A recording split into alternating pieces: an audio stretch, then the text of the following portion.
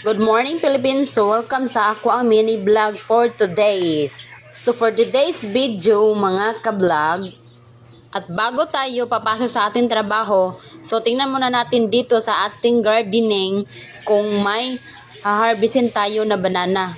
So, samahan nyo ako mga ka-vlog. Ang hirap talaga pag mag-Tagalog mga ka-vlog. Oy, so mag-Bisaya na lang ako dito. So, maadto ta sa tong garden, ang tawon na to, nabatay bunga sa to ang saging. So, let me check the I know. So, nananay tay harbisonon di ay nga saging. So, lami kay ni siya mo ni ang gitawag namo nga saging nga tundan din ang tawag diri sa amoa din sa Bisaya. So, salamat po kay sa Ginoo nga ang ato ang pagkugi ihadyon gitagaan jud og bilig gyud atong pagkugi jud nga naagi tay ma-harvest jud kung angay natong harbiso na jud nga tanom jud. So thank you kayo sa Ginoo. So at bago ang lahat, so ipakita ko muna dito ang aking mga alaga na manok. So mamaya ko na yan i-flex ang mga alaga kong manok kung mag-feeding na ako sa kanila. So malang taon sa nato dito atong garden og naa na ba tay angay tubo nato nga saging or banana. So ato asa lang tawon ha og pwede na ba siya tubon kay dili po nato pwede ni siya tubon kung alang-alang kay dugay kani siya mahinog jud nga saging nya upload pud kay tanan og imuha po yung alang-alangon og tuba.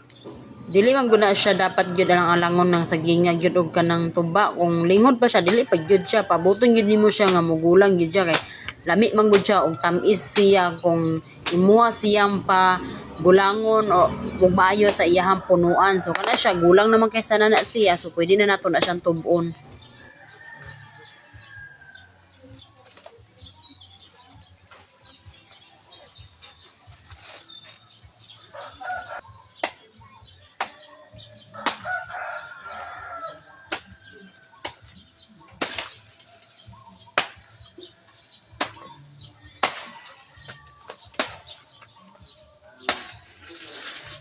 Ug sa dihang nabutol lang gid siya so ato ana siyang kuhaon nahinayon gyud ato siya og kuha para dili siya mga tangtang gyud gikan sa iyahang punuan. So ato na siyang pangwaan og mga dahon-daan ay nato putlon.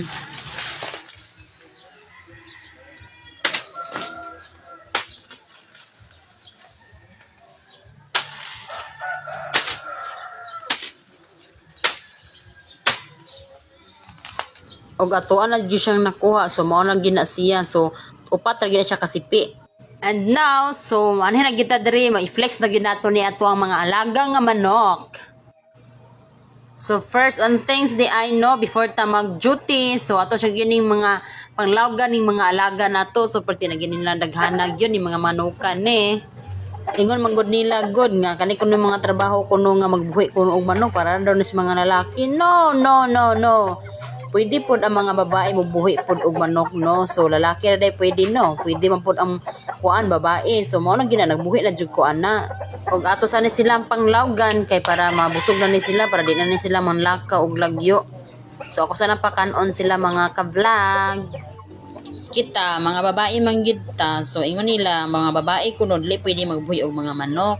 So ingon pod akong lulo pod sa unang panahon pod.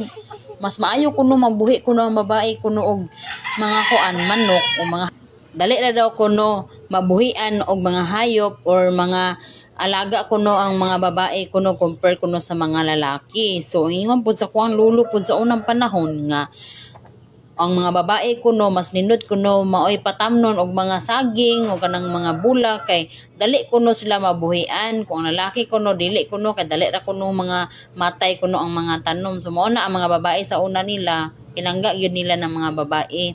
Mao na unahon gyud nila ang priority gyud mga babae nga mo tanom gyud og mga lagutmon sa unang panahon jud. Mao gina istorya gyud sa kuan lolo sa unang panahon.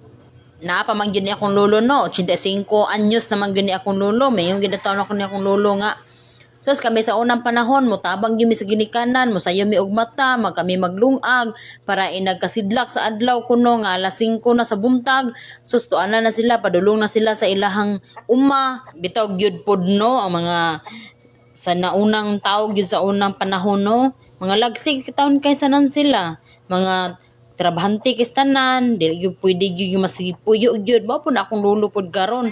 Di siya ganahan nga masige siya og lingkod. Kinahanglan trabaho gyud kuno sila kay mao gid ilang naandan kuno sa unang panahon. So karon lahi na gyud ang kuan karon generation gyud karon compare sa una og karon. So karon ako pod ug unsay gistorya sa akong lulo po sa unang panahon, mao pod akong gituman. So namuhi po ko dira og mga manok, nananom po og saging, nananom po ko og mga okra, talong. So mao gid akong nasanayan gyud sa una kay mao po na gitudlo pod sa kuang papa oy nga kami gyud daw kuno kung managko kuno mi maminyo kuno mi pohon na kuno mi makatunan. So makabalo kuno mi og kanang trabahoon sa mga bukid. Ako jud sa una, wala pa ko katrabaho, sus naagyo ko permente yun sa bukid, manghagdaw og lubi, manghagdaw og kuan ganing mais, mamugas og mais, mananggi og mais. So mao gyud ang trabaho gyud ako sa una. So mao na karon nga naminyo na jud ko, mao po na akong nadala pod nga mamuhi po kog mga hayop, mga manok, kanding. So mao gyud na akong nakasanayan jud sa unang panahon. Kung buot pagali no, og mananggi ta, mamugas ta og mais. So pwede ra gid taon mabuhat gyud pero sa unta man anam ta trabaho so pasalamat po ko sa Ginoo gitagaan po ko niya ginani nga trabaho po og ginheraday ko to mga kuanay mini vlog. So salamat sa inyong mga suporta mga ka-vlog. So thank you so much. Paki-follow, like and share and subscribe lang ko sa kuang YouTube channel o sa kuang Facebook page. Thank you.